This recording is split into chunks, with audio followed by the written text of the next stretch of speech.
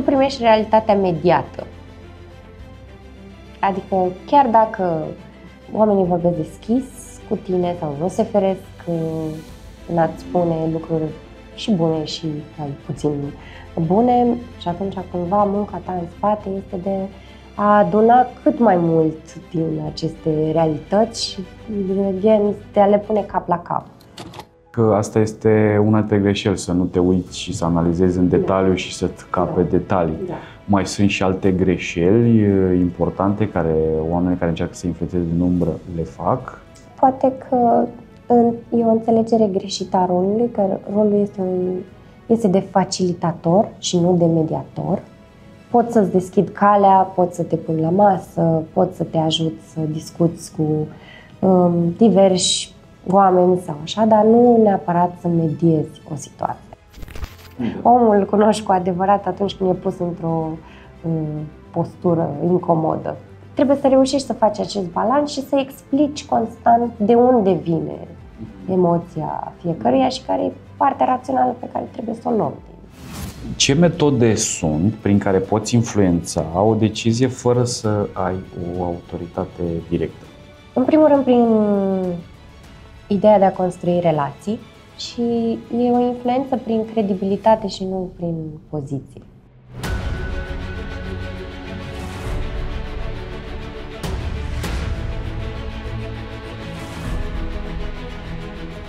Salutare dragilor și bine ați venit la un nou episod Marca Business Room. Astăzi avem un subiect extrem de interesant. Leadership-ul din umbra unui business, din umbra managementului unui business. Și am alături de mine pe Iulia Ivășchescu de la Impetum, co-founder la 3 fonduri de investiții, cu foarte multă experiență pe zona aceasta. Bună, Iulia, și bine ai venit! Bună, Adi! Mulțumesc pentru invitație! Și eu îți mulțumesc că ai acceptat invitația, pentru că știu că ai foarte multă informație relevantă din zona aceasta de investiții pe care vrei să o împărtășești cu noi. Și aș vrea să știu că voi veți comunica, sunteți obișnuiți să comunicați foarte mult, dar pe un limbaj destul de formal. Aș vrea să vorbim acum pe cel mai simplu limbaj posibil, astfel încât să ne urmărească privitorii să înțeleagă ce se întâmplă în zona aceasta de investiții, cum gândesc investitorii și ce înseamnă leadership-ul din umbră. Da, asta cred că ar fi bine să începem cu această definiție. Da, e destul de greu de perceput ce înseamnă leadership din umbră, dar ca un rol care e în umbră, nu e neapărat într-un C-level executive, ci e un consilier strategic al cuiva, trebuie să te asiguri că toate părerile sunt ascultate. E un lider din umbră, înseamnă un lider informal, de fapt. Că ai un lux pe care acest rol ți-l dă, pentru că asculți toate părerile cumva nefiltrate. Nu ești omul din HR care să vină și să atenționeze imediat CEO-ul, nu ești omul din board care să ia măsuri dacă aude ceva și trebuie să ai grijă ca totul să fie pe masă, toate datele și deciziile să fie mai degrabă inclusive decât exercitate din putere. Ok, deci e un soft power, așa să zicem? Putem să-i spunem, da. Da? Ok, și care sunt avantajele și dezavantajele de a influența fără să ai o funcție formală în acel business? Păi, în primul rând, avantajele, cum ziceam și mai devreme, sunt că poți să asculți aceste păreri nefiltrate. Și atunci, normal, în pauzele de țigară, colegii nu se feresc de tine sau îți spun și auzi diferite lucruri. Dezavantajul este că dacă ești un om care are dorință de afirmare sau de putere foarte mare și de recunoaștere, nu e un rol care ți se potrivește. Asta ar fi dezavantaj major. Asta ar fi un dezavantaj major, da. Ok, dar cine sunt acești lideri, practic, din umbră? Cine pot fi ei? Acum depinde de situația în care te afli. De exemplu, pentru noi aici, ca rolul meu de Chief of Staff, care e un rol relativ nou venit în organizațiile din România, el pornește cumva din zona politică, acel șefă de cabinet, dacă vrei. Okay. Cumva rolul se duce în zona asta de influență, să-i spunem, și să nu-i dăm o notă neapărat negativă, dar total informală. E foarte interesant subiectul și nu l-am auzit discutându-se prin piața informațiilor, să zic așa. Dar cam de cât timp a apărut și la noi?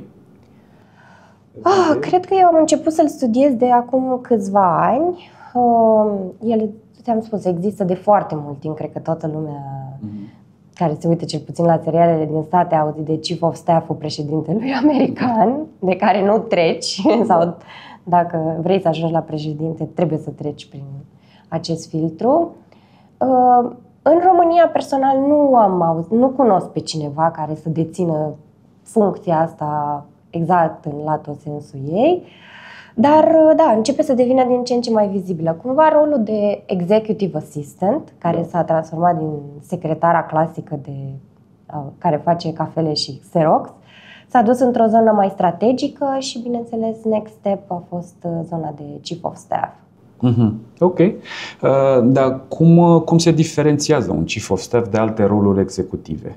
Păi, uite, hai să-ți dau o metaforă. Dacă un rol executiv te gândești la el ca o piatră, care e rotundă, hard și așa, rolul unui Chief of Staff este să fie apa.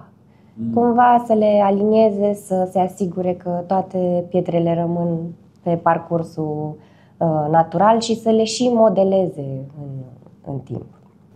Ok. Da. Ce aș vrea eu să mai spui tu câteva cuvinte, pentru că simt că ar trebui să știe oamenii un pic despre tine. Ok.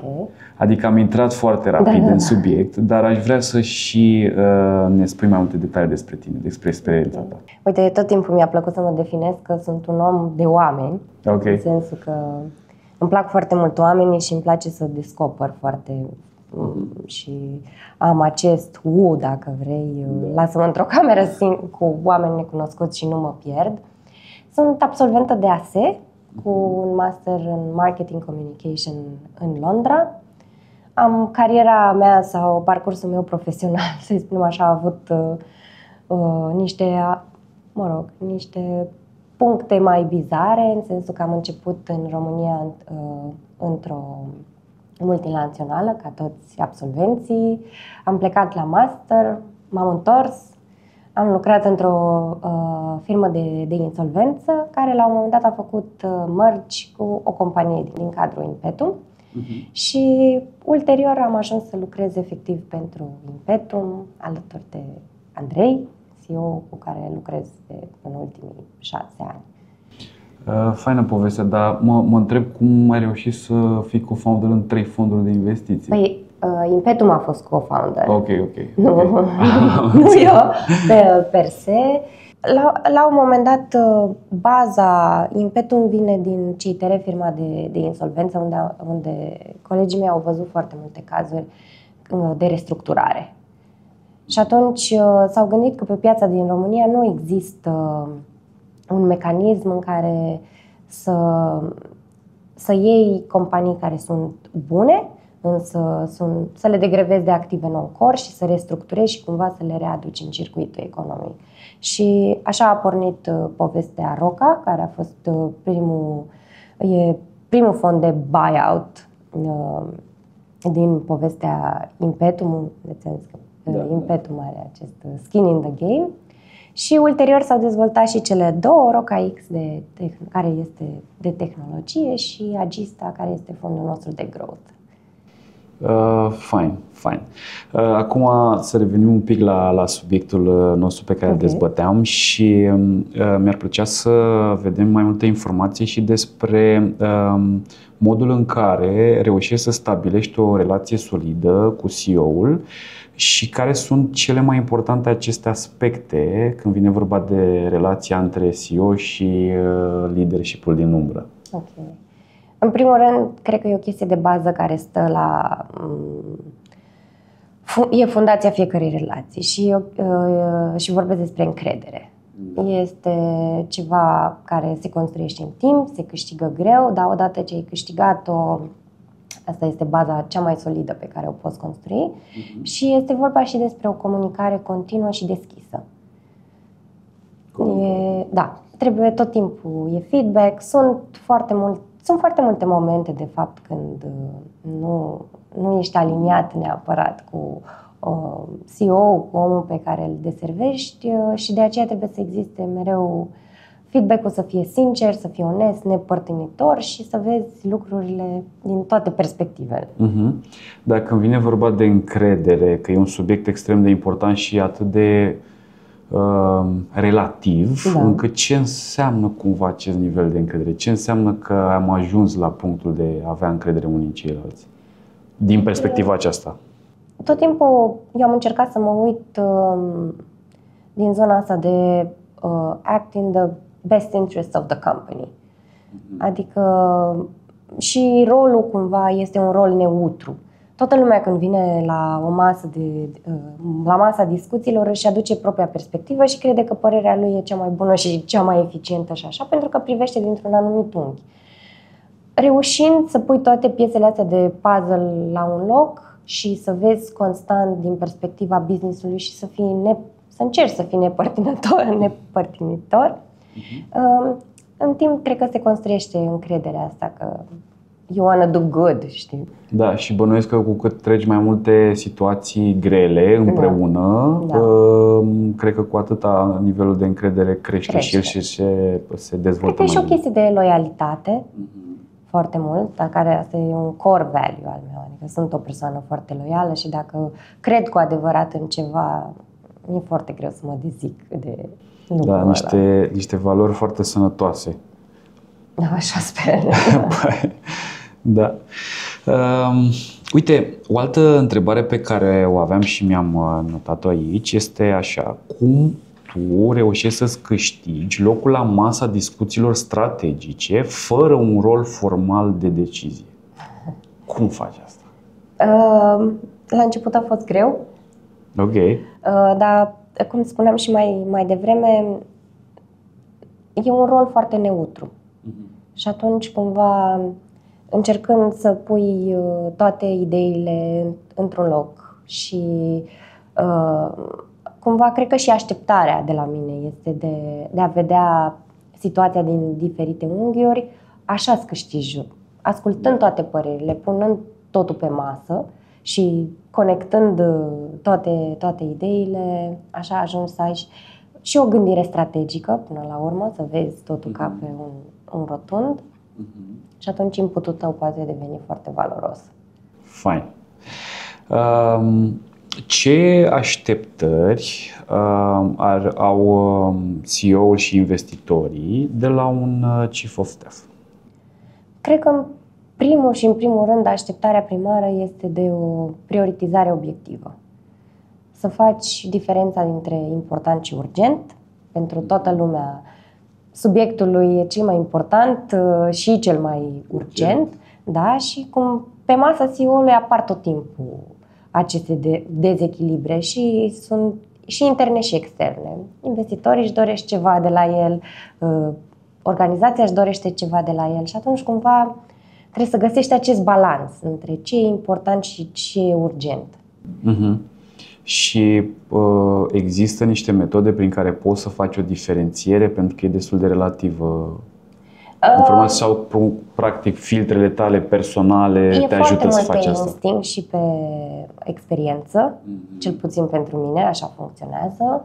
Dacă înțelegi foarte bine care sunt obiectivele CEO-ului din ziua respectivă sau din luna sau din perioada respectivă, știi care sunt, atunci cumva ajungi să balancezi mai ușor toate lucrurile astea. Am înțeles. Deci, practic, tu te perfecționezi din mers cumva și devii din ce în ce mai bun și poți să faci diferența aceasta mult mai ușor. E vorba și, timpul petrecut cu omul cu care lucrezi e foarte important, în sensul că ajungi să anticipezi lucruri și asta este esențial pentru el.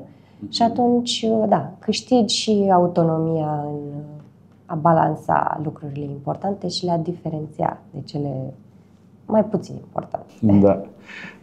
Vorbeam un pic mai devreme de nivelul de încredere, dar mi-ar plăcea să aud cum construiești o relație de încredere cu restul echipei cumva sau cu echipele operaționale, dar fără să fii perceput ca fiind omul CEO-ului și totuși ascunzi și de tine chestii, pentru că ești omul lui. Sincer, e foarte greu și e un work in progress, pentru că rolul în sine este perceput ca omul CEO-ului și atunci trebuie să vii cu foarte multă comunicare, trebuie să știi să-ți adaptezi comunicarea în funcție de fiecare persoană cu care vorbești. Eu, de exemplu, explic foarte mult și mie mi-a luat foarte mult timp. Andrei este un om care vorbește în metafore. De exemplu, asociază foarte multe lucruri adică din situații din business, cu o relație dintre un bărbat și o femeie. Ceea ce pentru mulți poate nu face sens. Da. Cu timpul, pentru că lucrez de foarte mult timp cu el și am învățat și acum ajung mult mai repede la esența lucrurilor, decodific aceste mesaje pentru colegii mei, pentru peers. Deci, cumva așa ajungi, să explici esența. E fain jocul acesta cumva. Da. Pentru că cumva și metaforele te ajută să explici mai bine niște lucruri, dar atunci când ele nu sunt atât de clare pentru restul echipei, practic tu vii și le clarifici foarte bine și le livrezi esența efectiv a lucrurilor. Cumva trebuie să pornești tot timpul cu why-ul din spate. De ce facem lucrul ăsta și la ce ne ajută? Și să-i ții cumva engage pe toți în chestia asta. Pentru că oamenii de business în ziua de azi sunt foarte grăbiți, trebuie să livreze și așa mai departe și procesul și esența se pierde pe parcurs. Iar dacă oamenii nu înțeleg de ce facem niște lucruri, ajung să nu le mai facă pentru că nu cred în ele.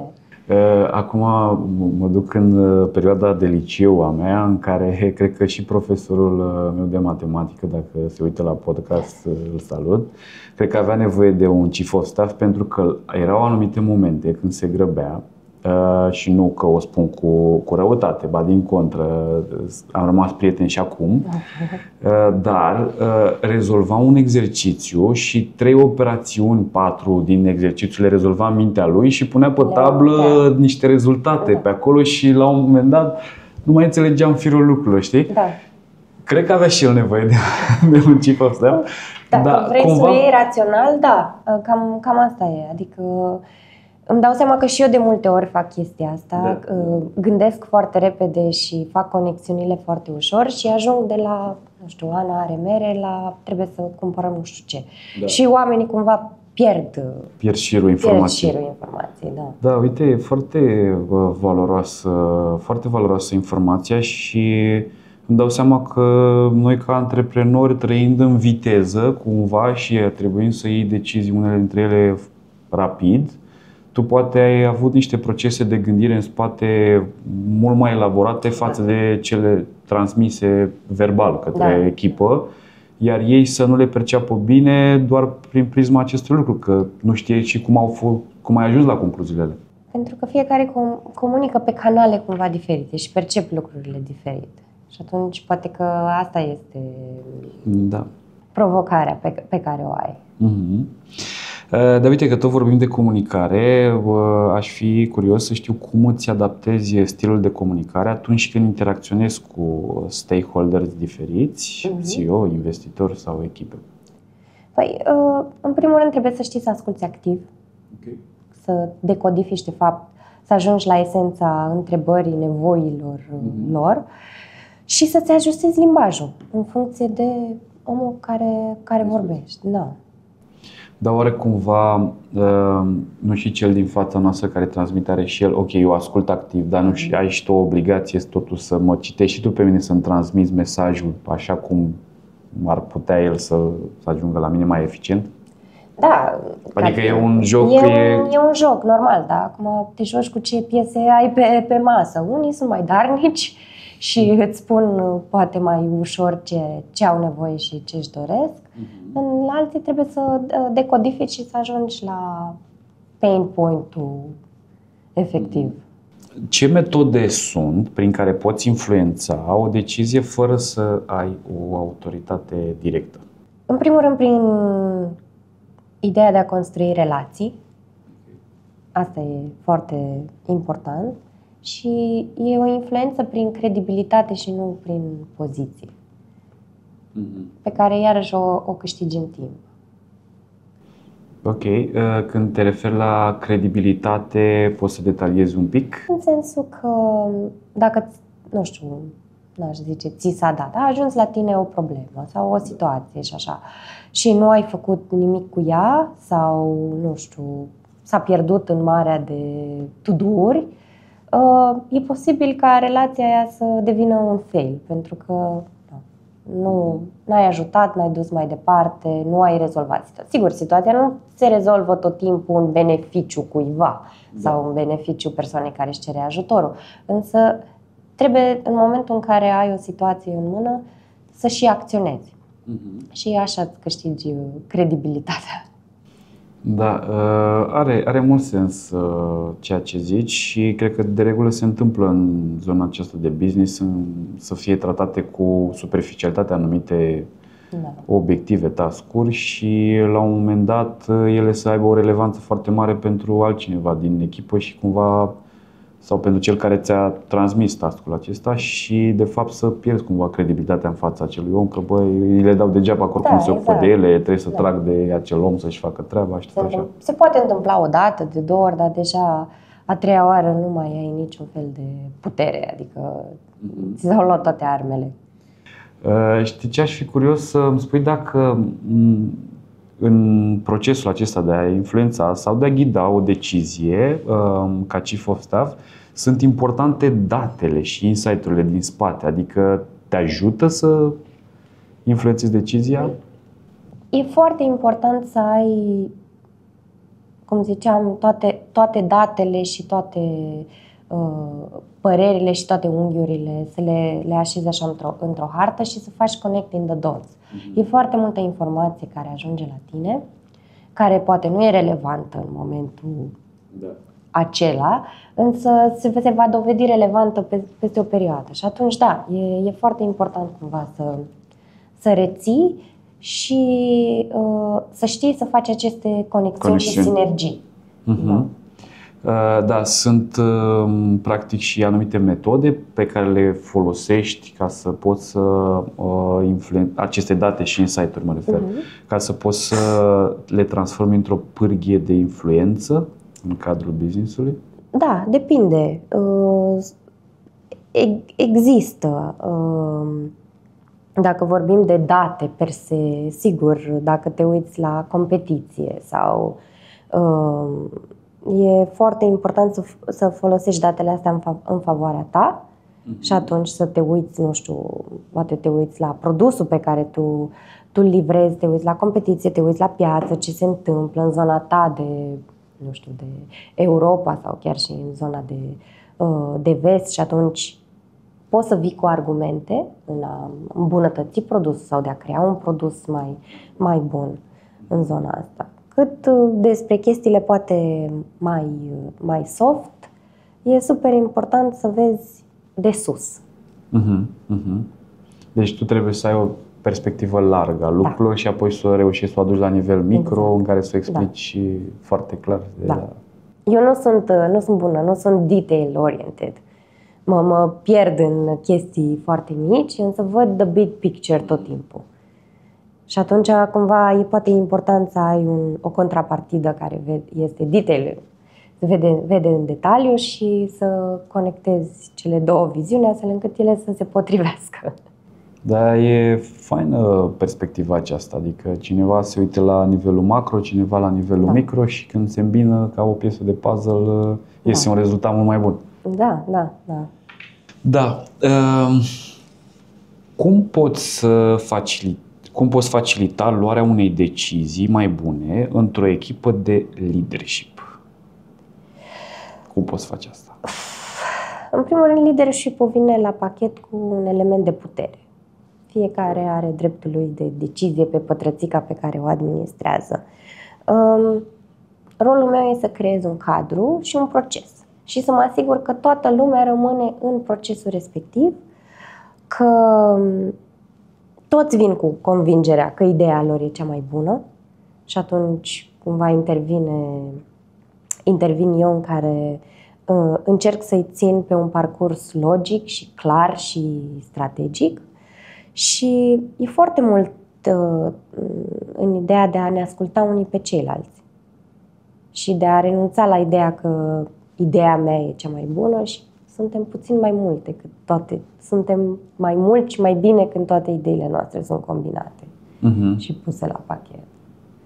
Ați avut situații dificile pe tema aceasta și dacă da, cum ați reușit să le depășiți? Și să ne dai un pic de context? Provocări dificile, provocări în general, cred că fiecare business și mai ales cele antreprenoriale le întâlnesc, deci există peste tot. Și poate că una dintre provocările principale pe care orice antreprenor le are este în pivotarea produsului, de exemplu, și constant trebuie să fii atent nu numai la ce simți tu, corul tău și ce știi, dar trebuie să fii atent cumva și la piață și la schimbările care se întâmplă și cumva și noi am trecut, pentru că fiecare business trece printr-un reshape de lucruri produse, strategii și așa mai departe și cred că foarte mult a contat în a sta puțin, a observa ce se întâmplă, a ne înăbuși poate zona emoțională, pentru că poate pentru mulți dictează raționalul, însă e și zona emoțională, și a lua cea mai bună decizie pentru business, pentru investitori, pentru produsul în sine. Da, vezi des asta, nu? O văd din ce în ce mai des, da. Se atașează emoțional founderii de produsul lor și nu mai vor să își schimbe produsul la timp sau? Cred că depinde foarte mult în ce zonă te uiți. Dacă te uiți în zona de startup-uri, growth, da, cred că founderii, și sunt și esențiali în business-ul ăsta, sunt foarte atașați de business-ul lor, de ce lucruri au reușit să construiască și acolo când un fond de investiții vine și începe să pună niște KPI și vrea să-i treacă printr-o creștere mult mai accelerată decât, nu știu, s-au gândit ei sau simt că au capacitate la momentul respectiv, lucrurile devin puțin mai greoaie.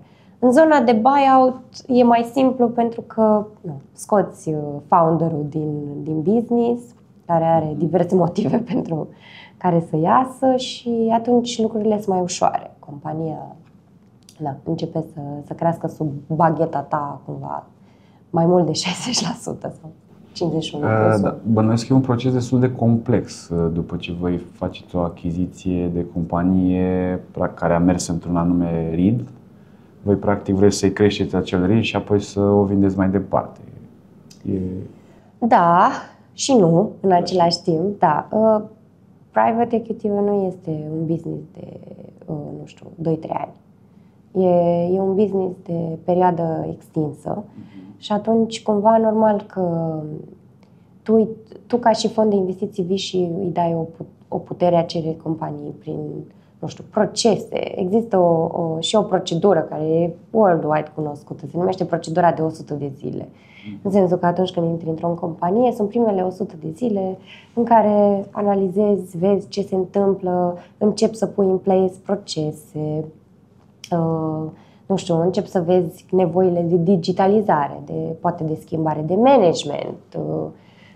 Sunt X lucruri care se întâmplă la momentul în care intri, da, și e foarte complex pentru că, ți-am zis, depinde foarte mult de starea acelei companii, adică de situația în care e. Dacă e un growth, normal că tu intri ca un partener pe lângă founder și atunci relația e foarte importantă și să o ajuți să crească. Când intri în buyout, deja obiectivele, sunt clare pe termen lung și normal că de acolo creșterile sunt puțin, nu atât de accelerate. Ok. Aș vrea să mergem un pic la zona de greșeli și să vedem ce greșeli fac oamenii care încearcă să influențeze din umbră și cum le pot evita ei. Okay. În primul rând, tu primești realitatea mediată. Adică chiar dacă oamenii vorbesc deschis cu tine sau nu se feresc în a-ți spune lucruri și bune și mai puțin bune, întotdeauna trebuie să ai gândirea asta critică și să analizezi situația și să-ți dai seama că e posibil ca oamenii să fi trecut foarte mult prin filtru personal, lucrurile pe care ți le povestesc, și să ai grijă să nu-ți fi scăpat anumite elemente. Și atunci, cumva, munca ta în spate este de a aduna cât mai mult din aceste realități și de a le pune cap la cap. Și, practic, asta este una dintre greșeli, să nu te uiți și să analizezi în detaliu și să-ți cape detalii. Mai sunt și alte greșeli importante care oamenii care încearcă să influențeze din umbră le fac?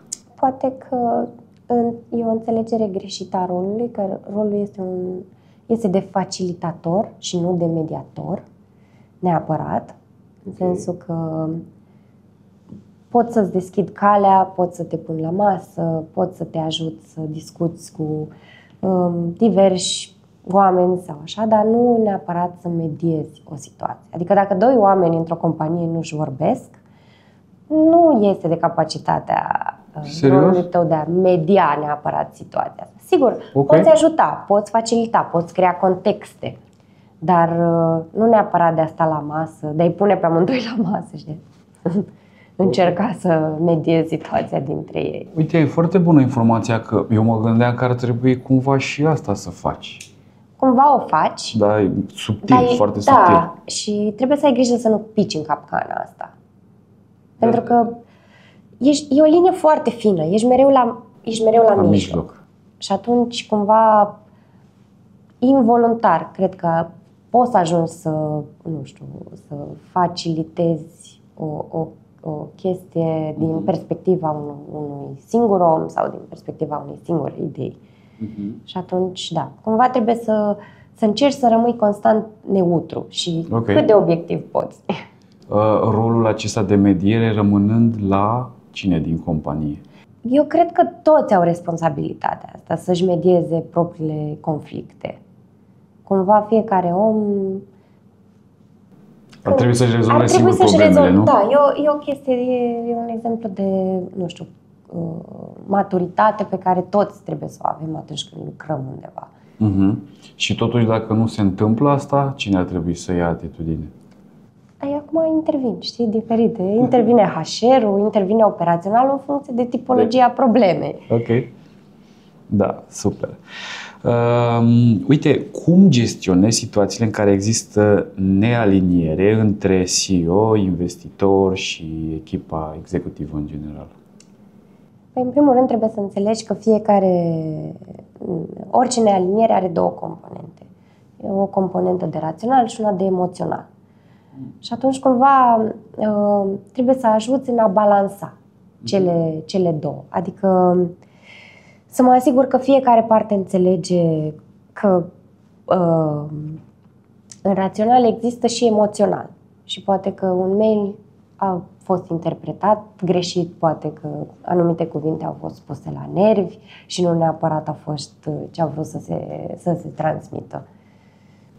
Ok, și plecând de aici începi să construiești alinierea de viziuni, să le înțelegi foarte bine. E foarte multă comunicare și foarte multă explicație în spate. De ce a vrut să zică, de unde vine chestia asta. Sunt foarte multe elemente de care să ții cont. Adică dacă ai o relație bună cu oamenii și începi să-i cunoști, știi cum reacționează în situații bune și în situații și mai puțin bune. Nu așa se zice, că omul îl cunoști cu adevărat atunci când e pus într-o postură incomodă. Și atunci trebuie să reușești să faci acest balans și să explici constant de unde vine emoția fiecăruia și care e partea rațională pe care trebuie să o luăm. Ok. Uite, pe partea aceasta de înțelegere a emoțiilor și de unde pleacă o problemă, fie rațional, fie emoțional, de foarte multe ori am văzut oamenii că se pun și pe piste greșite. Adică el zice că are o problemă cu nu știu ce, dar de fapt să fie o problemă emoțională în spate, a lui, personală, și tu nu-ți dai seama de fapt de unde pleacă problema reală. Cumva. Cred că e o capcană care se întâmplă foarte des. Eu cred foarte mult în zona asta de psihoterapie și cred că e o curățenie pe care orice om trebuie să o facă. Sunt foarte multe lucruri care vin, nu știu, poate din copilărie sau din niște pattern pe care noi le luăm, și capcana clasică este atunci când luăm lucrurile foarte personal și nu ne dăm seama că ce a vrut să zică de fapt persoana din fața noastră e despre el și nu despre noi. Da.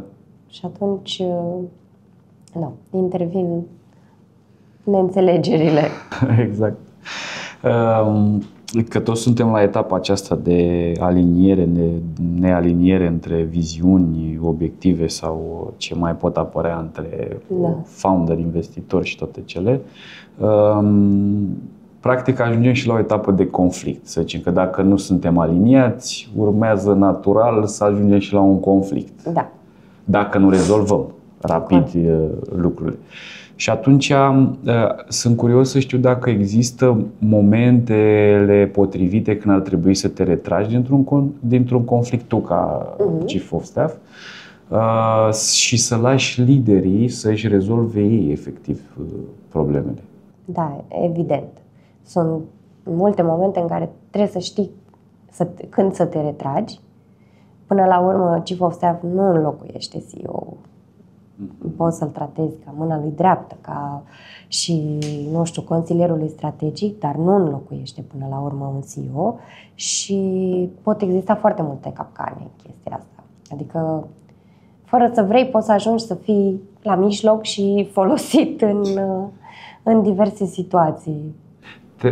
Te-ai întâlnit cu situația în care cineva să încerce să te atragă de partea lui în acel conflict, discuție, ca să aveți să zicem, un răspuns comun pentru a treia parte din discuție?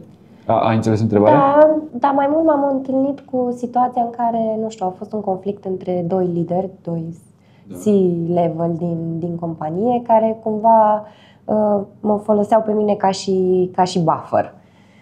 Și asta a fost ciudat și atunci mi-am dat seama că e momentul să-i pun pe cei doi la masă, iarăși, rolul de facilitator, și de a-i lăsa să-și rezolve singuri conflictul. Pentru că nu era despre mine sau nici măcar despre ei, era o situație din business pe care era absolut necesar ca ei doi să o dezbată și să o rezolve. Și i-ai pus la masă și ai plecat? Sau ai stat cu ei? I-am pus la masă și am plecat. Nu ieșiți de aici până nu rezolvați. Da. Și în echipa executivă, de multe ori mi s-a întâmplat să-mi dau seama că, nu știu, sunt doi colegi care nu se înțeleg, care se contrează constant, și am avut mereu abordarea asta de stați și rezolvați-vă problema, certați-vă, împăcați-vă, ajungeți la consens.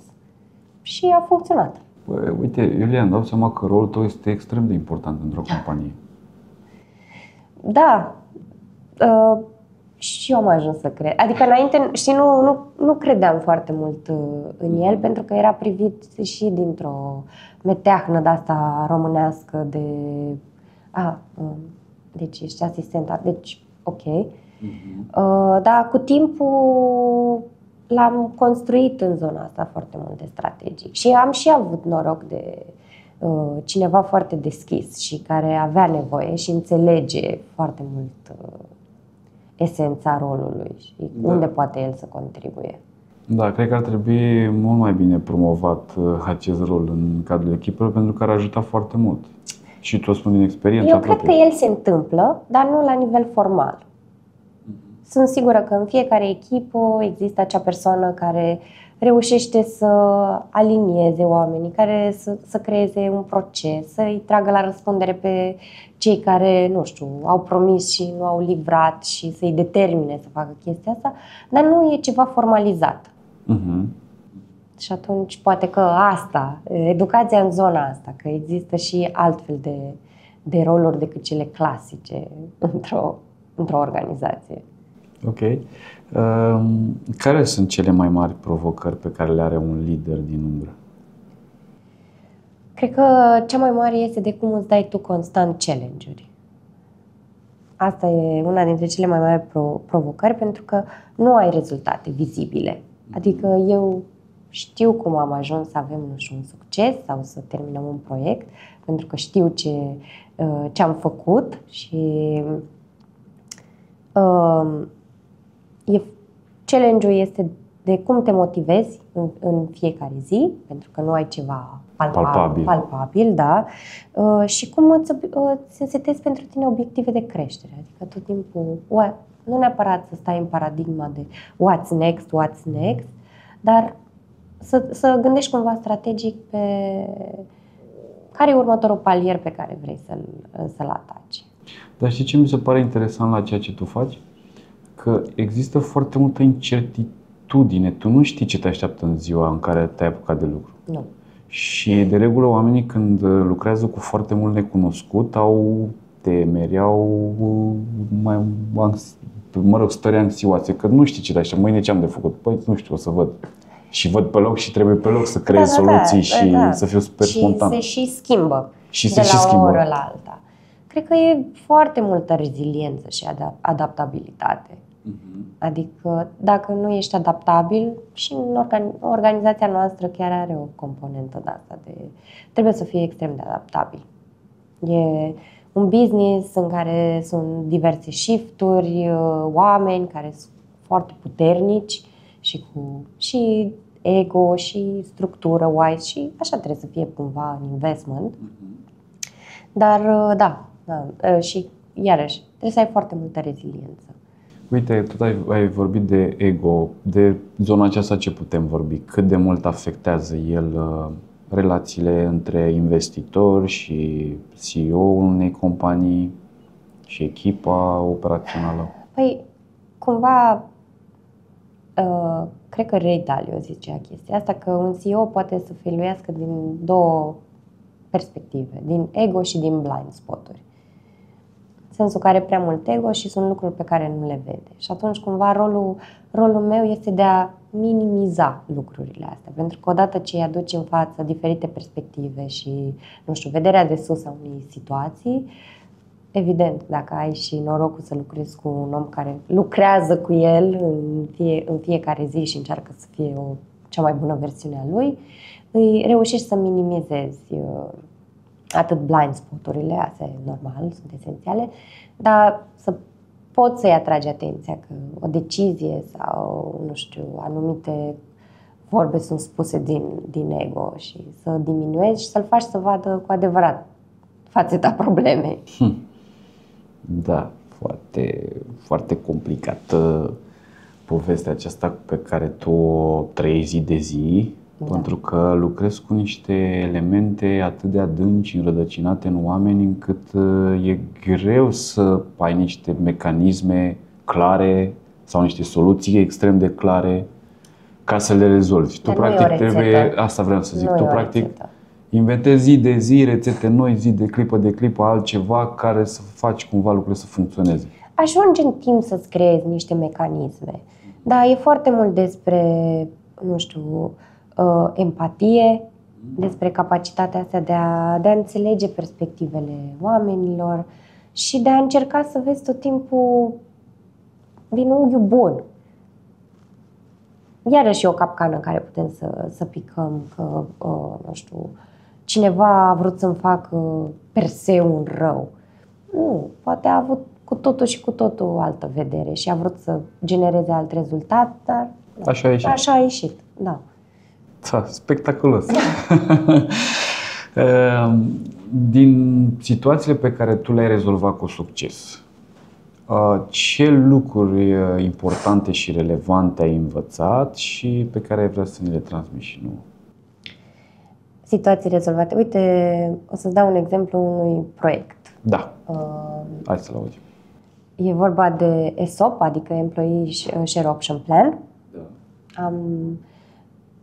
Cumva proiectul ăsta a plecat acum ceva timp, mult timp în spate, însă a fost foarte greu din punct de vedere structural și gândirea legal din spate și la un moment dat a murit, pur și simplu. A și plecat colega noastră din departamentul de legal, care, cumva conducea proiectul și trebuia să îl ducă mai departe, să-l implementeze, să descălcească toată zona asta și la un moment dat a ajuns în mâinile mele și am zis că ok, e important să îl definitivăm, adică să luăm o decizie, să vedem funcționează, nu funcționează, îl putem face, nu îl putem face. Și atunci cumva asta este un tip de proiect în care eu n-am avut un rol tehnic, adică nu am venit cu date la masă, nu am rezolvat calcule, nu nimic, dar cumva m-am asigurat că toată lumea e la masă, toți cei din echipă, că se ascultă, că obiectivul final e important, e cel mai important de fapt și nu știu, financiarul sau legalul intră în diverse dezbateri de se poate, nu se poate și așa mai departe. Și ăsta a fost un produs care eu simt că mi-a ieșit din mână, deși nu este palpabil, nu eu l-am dus, nu eu l-am implementat, nu eu l-am dat mai departe spre organizație, dar a fost un rol de facilitare extraordinar de fain. A fost o experiență foarte frumoasă pentru mine. Super. S-a întâmplat de curând? Sau? Da, anul trecut. Da? Da. Bravo, felicitări. Da. Mulțumim. Și acum cum a fost implementat? E totul ok? E implementat, să zicem, 90%. Ok. Ceea ce, da. E foarte bine. E foarte bine. Mai devreme ai vorbit de empatie și mi-a plăcut foarte tare acest subiect și aș vrea să-mi spui ce alte calități mai sunt necesare pentru rolul acesta de Chief of Staff când vine vorba de performanța lui, să zic așa, performanța rolului în echipă. Păi, nu știu dacă poate unele sunt calități, poate unele sunt competențe care se pot și dezvolta pe parcurs. Da, în primul rând trebuie să ai o inteligență emoțională ridicată, da. Ca să vină și zona aceasta de empatie. E o zonă de gândire strategică și critică în același timp. Poate din zona competențelor e partea de project management, unde trebuie să înțelegi și anumite procese și cum să așezi lucrurile astfel încât ele să se desfășoare cât mai smooth. Zona aceasta de adaptabilitate combinată cu reziliența, am menționat. Da, cred că asta e un cumul care te pot ajuta în parcursul ăsta. Ok.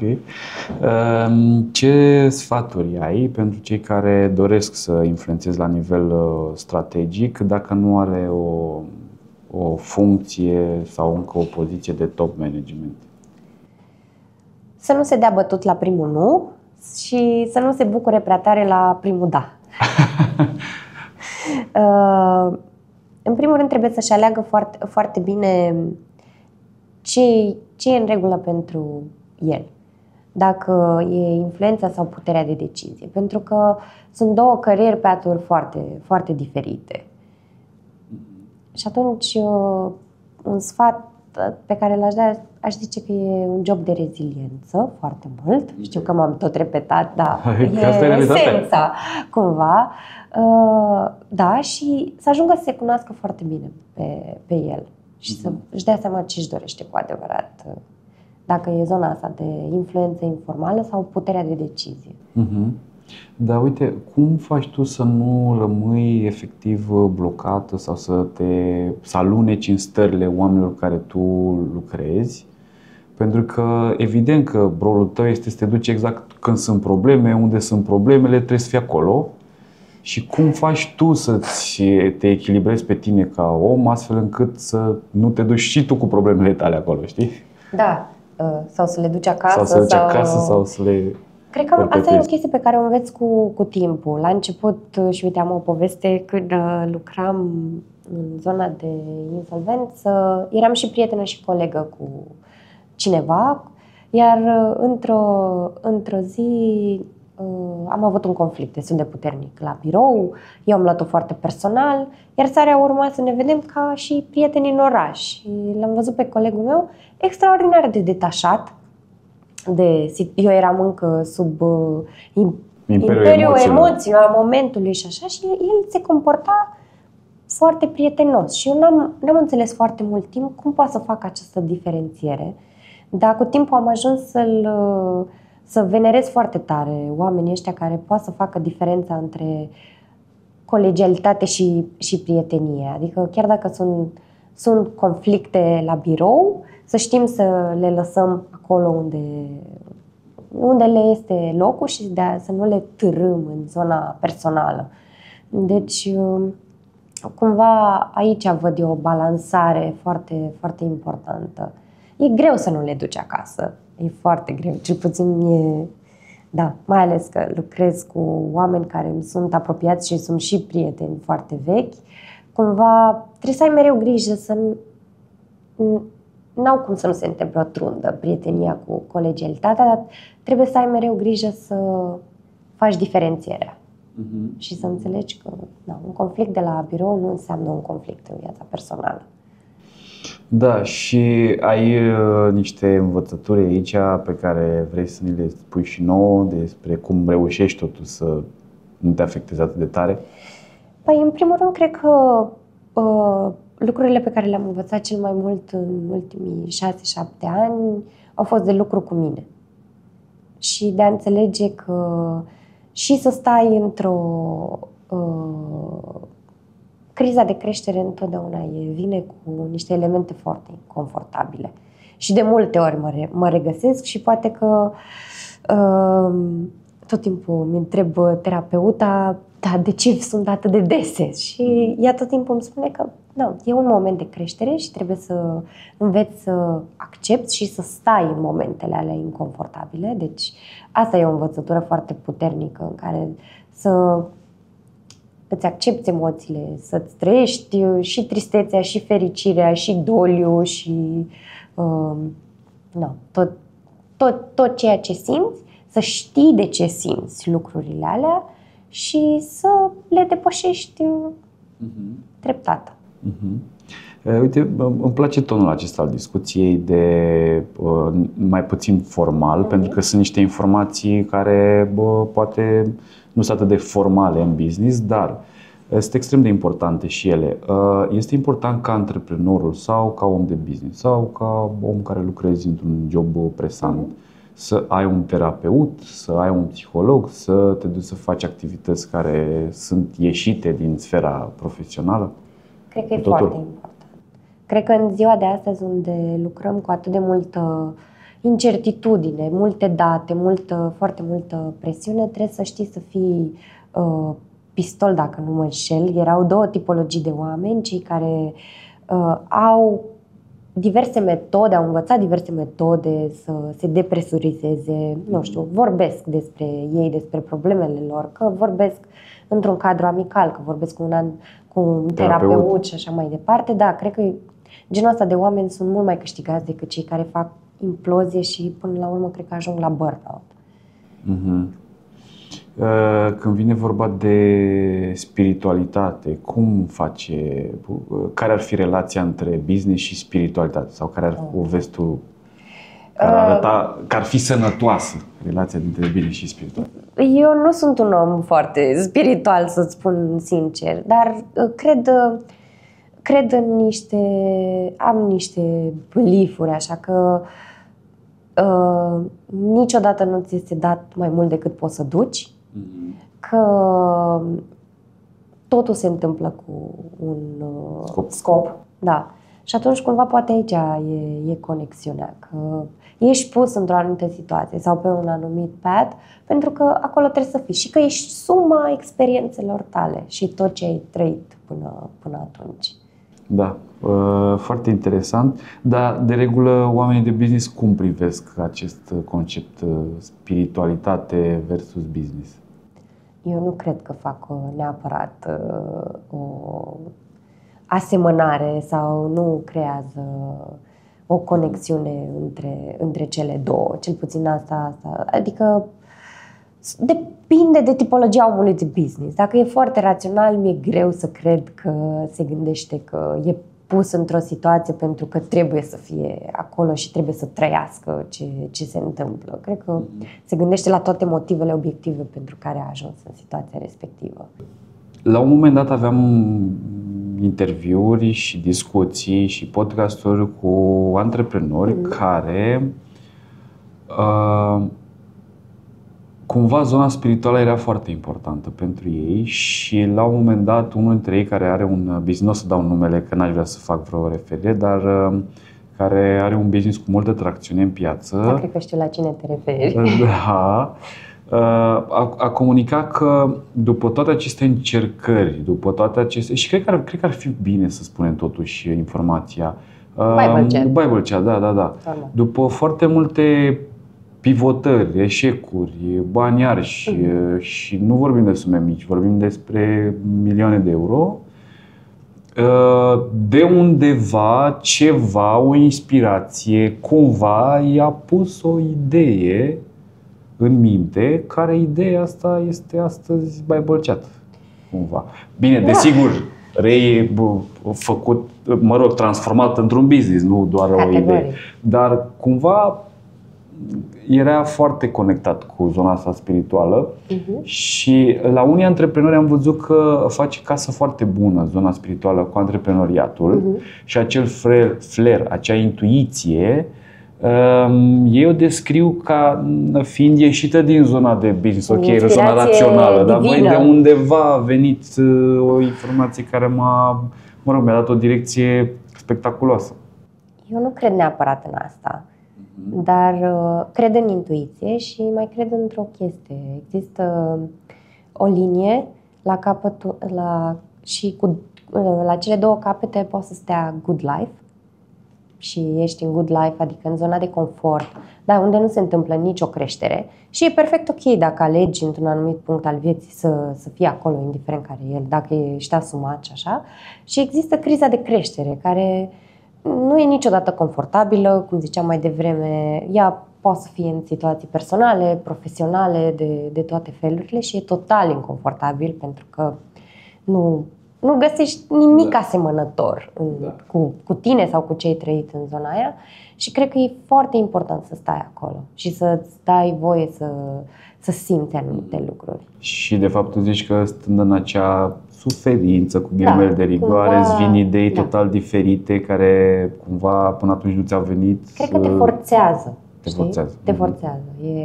Îl simți foarte mult ca un impas emoțional, adică de multe ori și m-am simțit și eu acolo, am fost și eu acolo și nu înțelegeam ce se întâmplă.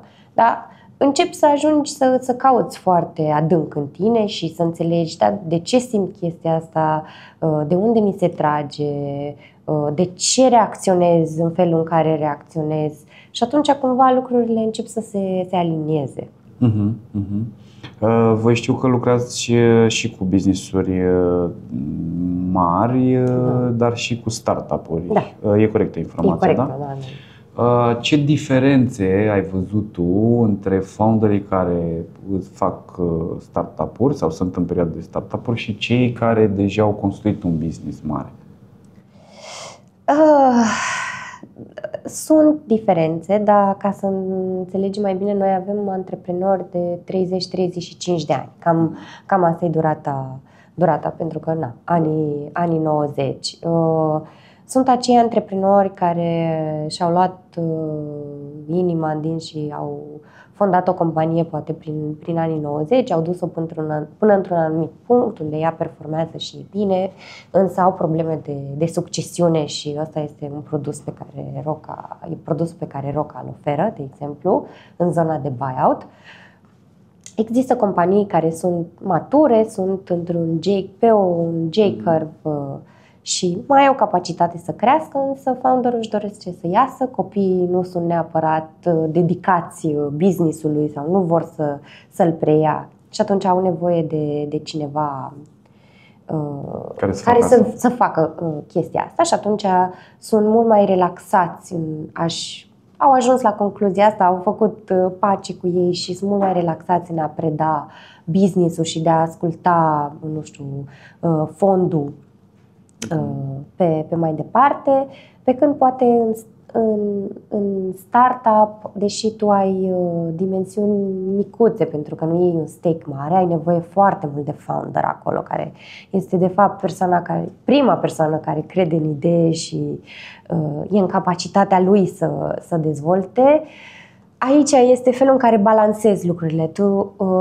Poate fondurile de multe ori se comportă ca acționari majoritari, deși dețin foarte puțin și e foarte importantă relația cu founderul. Pentru că el are și capacitatea să ducă mai departe sau să pivoteze spre ceva, uite cum ziceai de Bible Chat, că știm foarte bine de câte ori a pivotat până să ajungă la... Și atunci dacă un fondator care își vinde per se compania are nevoie ca tu să o preiei și să o duci mai departe, aici au nevoie de foarte mult parteneriat, mentorat, poate, conexiuni pe care tu poți să le creezi. Deci cam aici e. Și practic diferențele pe care voi le regăsiți la founderii care sunt în faza de startup și cei care deja au business mare sau de 20 de ani, ce diferențe sunt între mentalitățile lor? Fondatorii care au atins o anumită vârstă, o anumită dimensiune a business-ului, au trecut prin mult mai multe experiențe, dacă vrei, așa, popular, sunt unși cu toate alifiile. Da, exact. Pe când cei tineri încă poate nu au experimentat toate lucrurile astea, dar au și o capacitate mai mare de a se adapta situațiilor. Pentru că au crescut în era Facebook, a AI-ului, adică e mult mai ușor să adopte tehnologii, procese inovatoare decât poate un founder. Nu zic că nu se poate și că nu se întâmplă, poate ușor mai rigizi de ceilalți. Ok.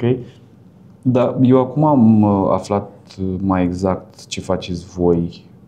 Ziceai mai devreme că produsul vostru adresează inclusiv companii care sunt deja existente în piață, dar n-au cui cumva să le predea ca moștenire în familie, să le preia și atunci practic apăreți voi ca fond de investiții.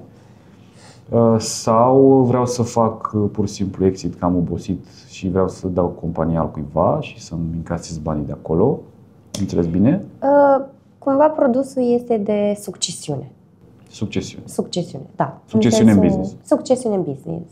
Nu am, nu știu, pe cineva din familie care să preia business-ul, iar eu am ajuns la o vârstă la care am nevoie să mi-l dedic. Liniște. Da, sau să-mi dedic timpul nepoților, călătoriilor, simt că am atins un anumit plafon și așa.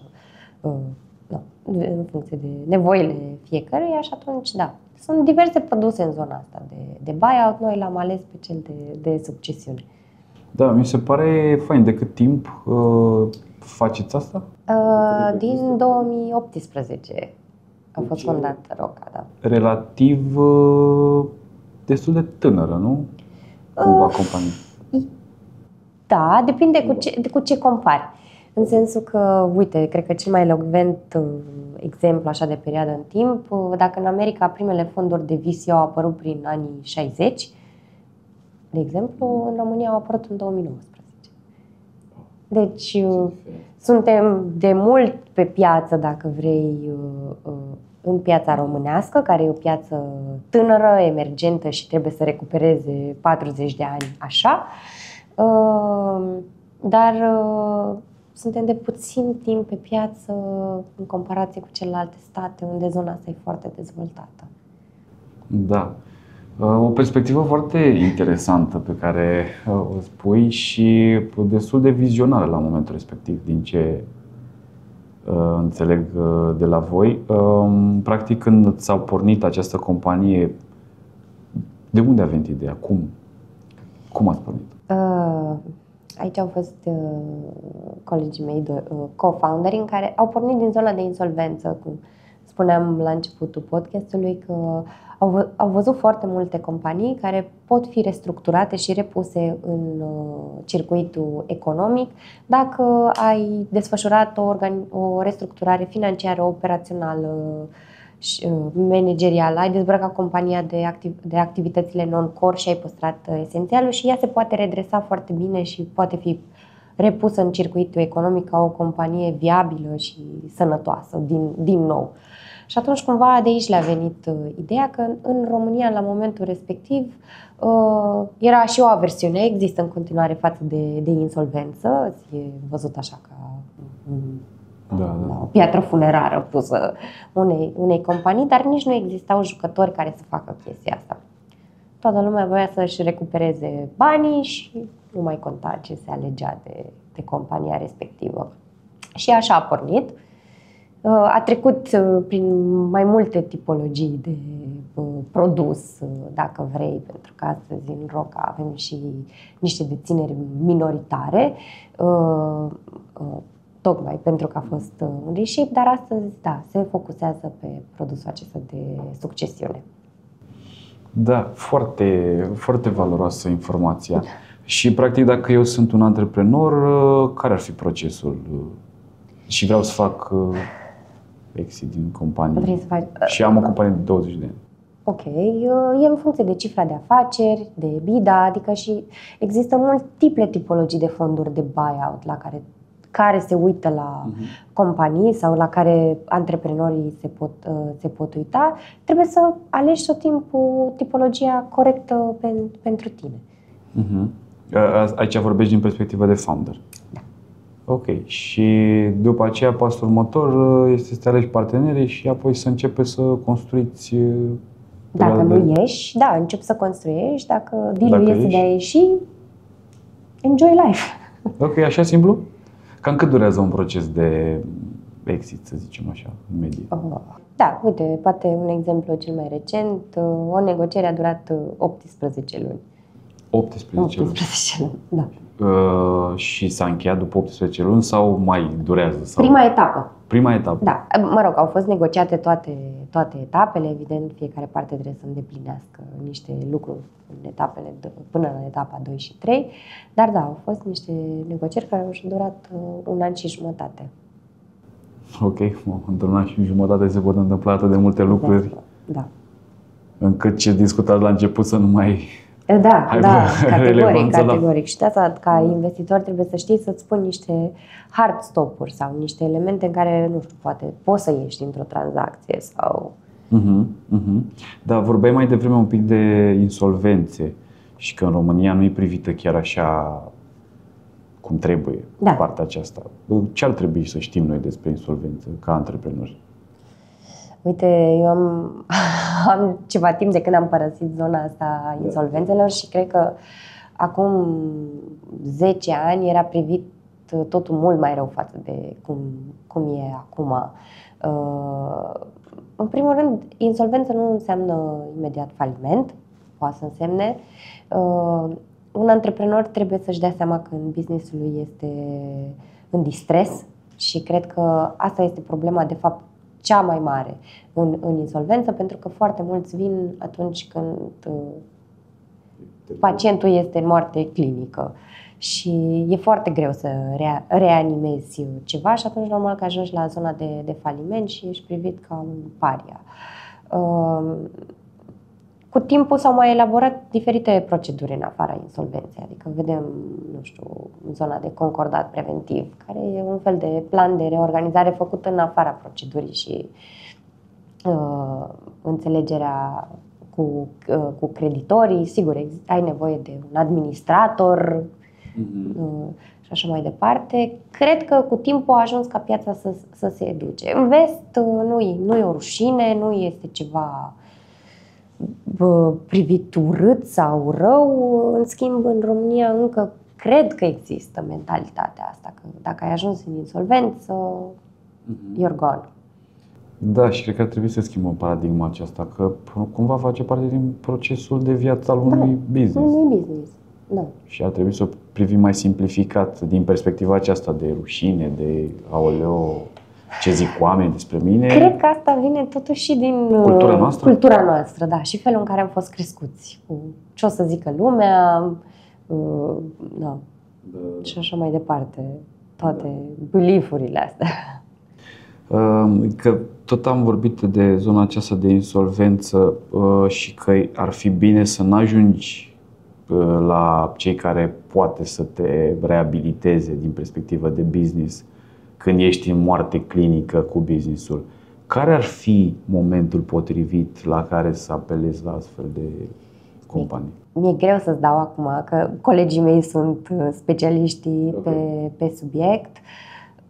Ideea e, din punctul meu de vedere, și mă declar ca puțin neștiutoare, am lucrat în zona de vânzări, dacă vrei, ai insolvențe, nu neapărat de procedură, în momentul în care nu trebuie să ajungi la executare, adică în momentul în care ai ajuns ca creanța ta să fie, cu titlul executoriu. Cu titlul executoriu deja ești.